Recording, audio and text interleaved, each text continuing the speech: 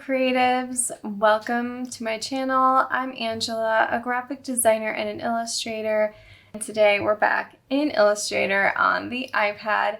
I am excited to get into this one. We are going to create a really nice, sweet place to relax. It's going to be cozy. We're going to have some blends in there. Let's jump in to Illustrator on the iPad. I have two artboards here.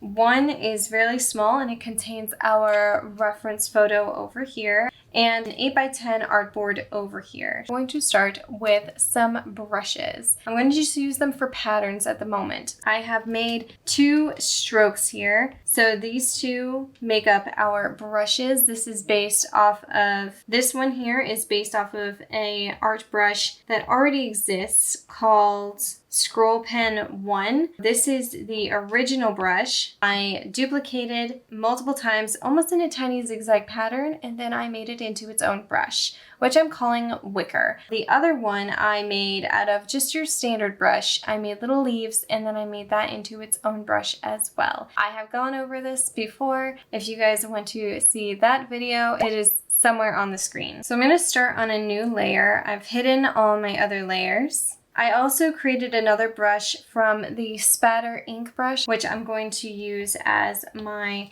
pebble pattern here. So let's place that one first. Select a gray color. I typically try to get my colors from the photograph.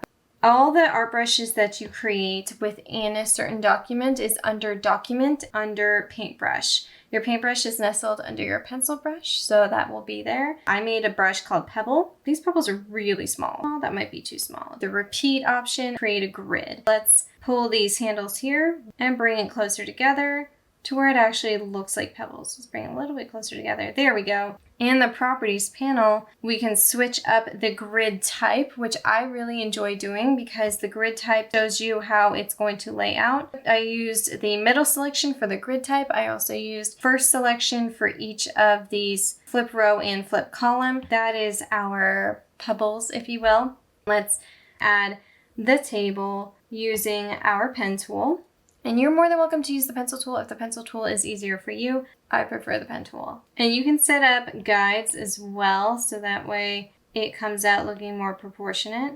All right, this is a little bit too dark. I'm gonna lighten this up. Whenever you select a color, you can always add it to your swatches by pressing the plus sign. And of course, to save myself some time, duplicate this by pressing the double pages in the quick selection menu. I'm gonna elongate this. And then this is also a lighter shade of gray.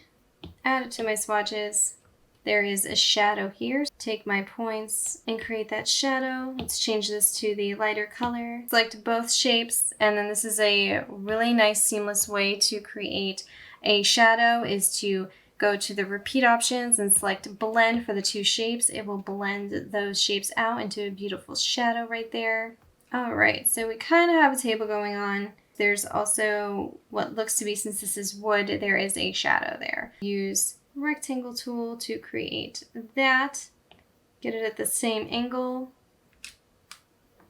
I'm going to zoom all the way in here so I can get this angle. It's going to look like it's kind of disappearing all the way back here. There we go. Because as things move away from you, they get smaller. And as things are closer to you, they appear bigger. It's kind of like one of those visual tricks that your eyes play on you. Background underneath the pebbles of a square here. Change the stacking order. Change the blend mode to overlay. That way it overlays it, makes it look very pebbly and very nice. And then let's move on to this couch. Now this couch is the reason why I made my pattern brush. Because as you can see, it has a wicker pattern there. For our couch, create a new layer. I'm going to use the paintbrush tool, go into my document, and choose the wicker. Draw this along perspectively. I can also choose to make this into a pattern by gridding it. It always gives you so much when you grid. Just pull the handles in. Same thing with this one. And I can just grid all of these out. And then a trick that I'm going to do is create a custom shape for the armrest part of this. With that custom shape, create a clipping mask with all of these brushes on the inside. They are formed to the mask itself. I'm going to do the same thing for here. I want to get the perspective correct. I'm going to use the square shape tool to get my perspective and my shape. Use the clipping masks so that way they can help you with your perspective. There we go. And it contains it really nicely. And then we can go in and add shadow and all that later. Let's create all the fluffy pillows. The fluffy pillows are going to be a very simple. It's just a pen tool with a light color here and a few taps. The way to know when and what points to use for the pen tool, especially when you're creating pieces from reference, or if you're creating pieces that you haven't made before, use blunt endpoints or a tap point on straight lines, anything that is perfectly straight. If you're going to be having curves like in these pillows or the mushroom lights, then that's when you want to use the flexible endpoints. That will help you to figure out which point styles to use and where. For the pillows, we want the pillows to be as realistic as possible. Let's try the pencil tool first to give us more of a realistic look. I don't want to stroke on this. I'm just gonna draw my pillow. That did not go so well. Let's give myself some visibility here. There we go, there's our pillow. And I can just move around the points, move the handles by using our point selection tool, make it look like fluffy pillows. There is one pillow. Actually, it looks like a really nice fluffy pillow. And the depth is going to come from our blending. So don't worry about the depth for now. A lot of the pillows here are rectangular. That's the only square pillow we have. So I'm going to take this pillow and, of course, just duplicate. Just duplicate everywhere. Duplicate it again. Make it sit a little higher. Make it a bit longer. Make it a bit bigger because those ones are bigger in the back. And duplicate that last pillow across. There we go. Let's make them the correct color. So we can then add the shadows. So I'm going to duplicate this one. Hold down the touch selector. Decrease the size of this one. Take our original, make it the color that it's supposed to be. Select both objects, and then we're going to blend them in the repeat options. You blend them, it creates this nice soft effect. Select the shape, make it even smaller to make the blend a lot softer. We can also add more shading to this as we go along, but let's get the fence set up. When it comes to perspective, it can be a little bit difficult. I'm going to add a guide by showing my rulers, pulling the guide, and then let's rotate our guides, because you can rotate the guides as long as you unlock them here with this where it says all guides. Rotate it in the properties panel by selecting the guide. You just tap on it, rotate it. There we go. And we can move them as well. You can get the same perspective for the fence. It's shooting off this way and another piece coming this way. So I need to pull another guide. This one is probably going to be 300. Let's see. Oh, a little bit more than 300. Is it more or less? Hold on. I'm going to do 280. Okay, it's less. Okay, so there is our perspective there. Let me add another one. You can also select your guides and duplicate them. You can keep your perspective and then lock your guides in place. The fence is going to be different because it's going to have its own individualized shapes. We have fence posts here. Let's see if the grid repeat will work. Once we have a grid repeated, let's expand it. Under the object selection here, release the clipping mask on them so that they're individual posts, and group them. Let's slide them into place along our grid line. A new layer right here. Call this night sky. I have a nice moody blue to put back here. Nice moody sky. A really tall fence in the background with some shadowing going on. Take this shadow and I can pull it all the way across here. It covers this entire area. Bring that opacity down even more and make it more of a purple. I'm just gonna draw the overall shape of the shadow. Duplicate that shape, decrease the size of it. With the original shape, make it that gray color. Select both shapes, press blend. 30% overlay. Continue adding shadows throughout. We do have these stones down here. Select one of the squares. You see this circle with the blue dot in the center of it? If you drag that in, it creates rounded corners. There's still much to be done with the stones. Make some of them off center here because they don't all need to be completely straight. And then to create depth, we can select all of them very quickly, duplicate, drag the ones that are duplicated down and over, make them slightly darker in color, and we're going to set them behind. There is a blanket in here, but let's focus on the mushroom lights because those are fun. Let's make our mushroom lamp shapes. I'm going to take a soft color, kind of yellowish, sphere shape tool, hold down our touch selector to create our base shape, point selection tool, select the bottom points in the circle, press the X, and we have our perfect shape, just like so. Duplicate this shape, hold down my touch selector, slide it in a direction, and minimize it. I'm gonna make that white with a tinge of yellow. Select both objects, and we're gonna blend them. Blends make the softest look. Blend. And it makes it look like it's kind of glowy. I'm going to create an outer glow effect to this. And the way I'm going to do that is to take this object, duplicate it, swap the colors on these. The inner shape is going to be the original color. For the outer shape is going to be that yellow color. This inner shape I'm going to make a lot smaller. And then overall, the shape itself, I'm going to bring the opacity down to about 83. And I'm going to set this behind the original shape and make it a bit bigger. That way it glows. Gives it kind of like this outer glow type of effect. For the base of this little mushroom, do a very similar technique. Pen tool, and let's create the shape. Use flexible endpoints here instead of blunt, just so I can get the proper shape that I need. Set it into place. Duplicate it, hold down my touch selector and make this smaller. This outer shape is going to be more of an orange since it's going from orange to yellow. Take both of these shapes, blend them together. This top shape here can be wider. And there is our mushroom lamp. It looks quite cute, I think. Take this lamp, group all the pieces together, clicking on this little icon here in the quick selection menu, duplicate it, and bring it back here. The mushroom lamp that's going to be in the back, of course, is going to be a lot smaller because of the perspective. I'm going to hold down my touch selector, slide it in a direction, and it's going to make it a lot smaller. Place it where it should be. For the couch, we can add some overall lighting.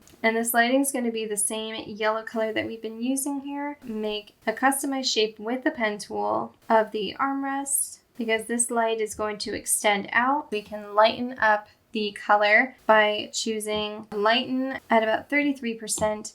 Gives it this overall lighting effect here. This does give it a little bit of a harsh line. Take this, duplicate it. Now once I have both shapes selected, and then blend them.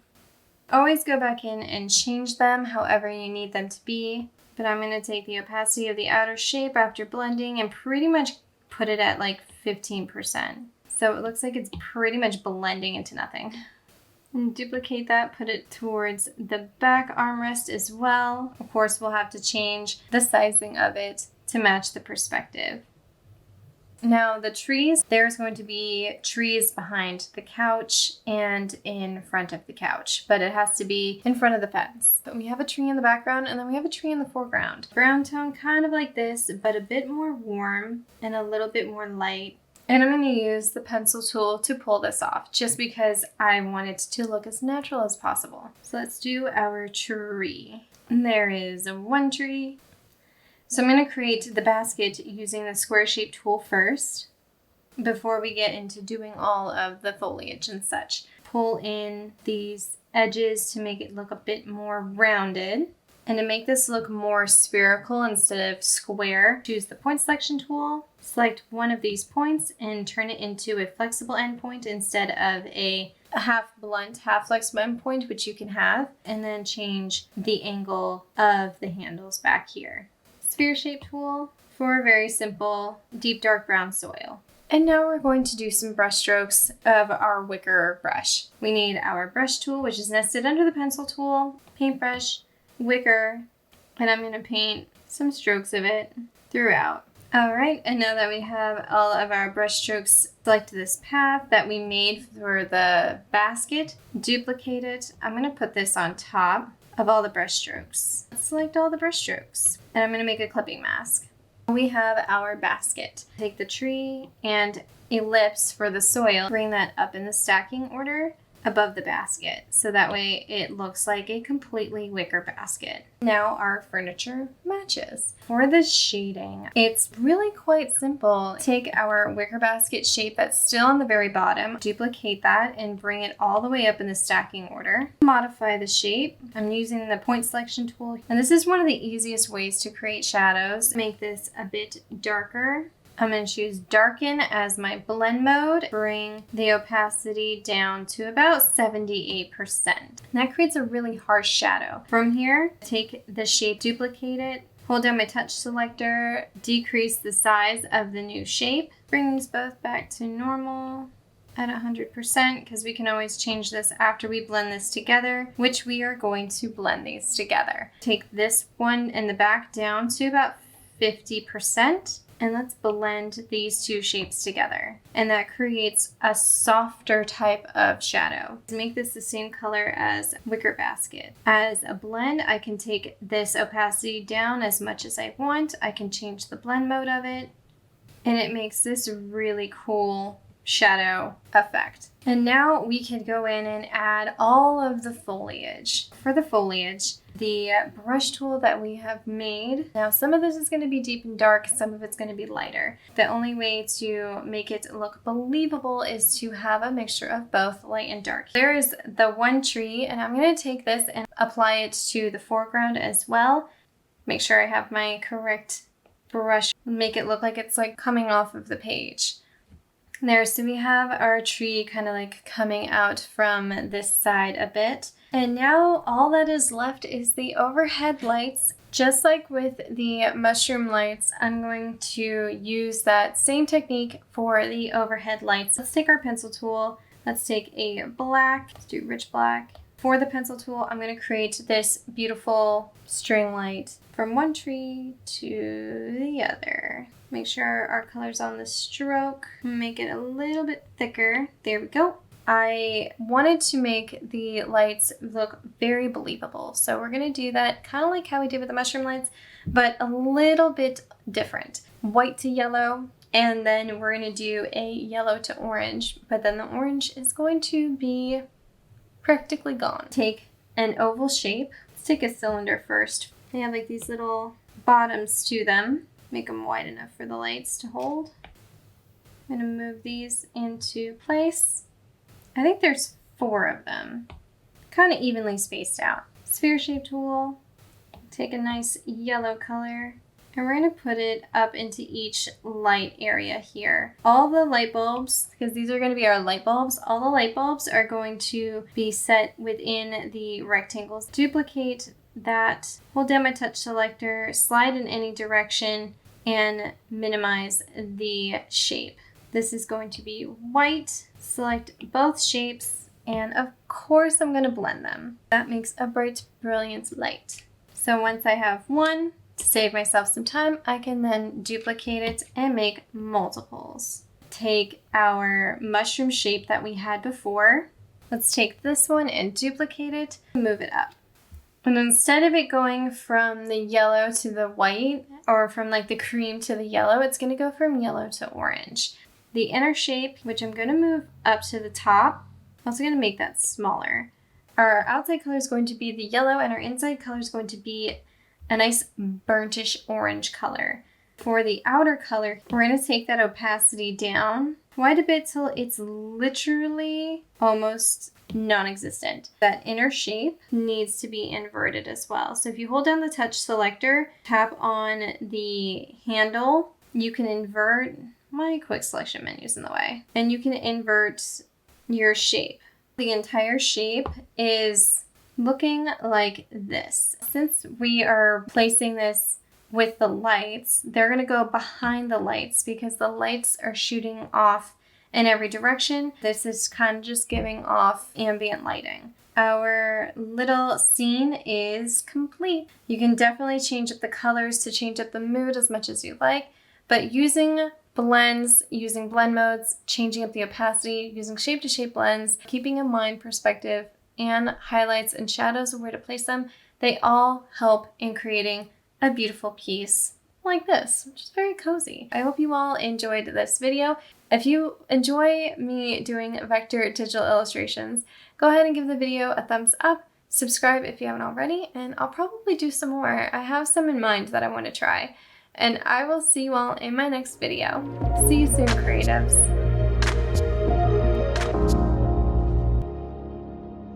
And Illustrator crashed.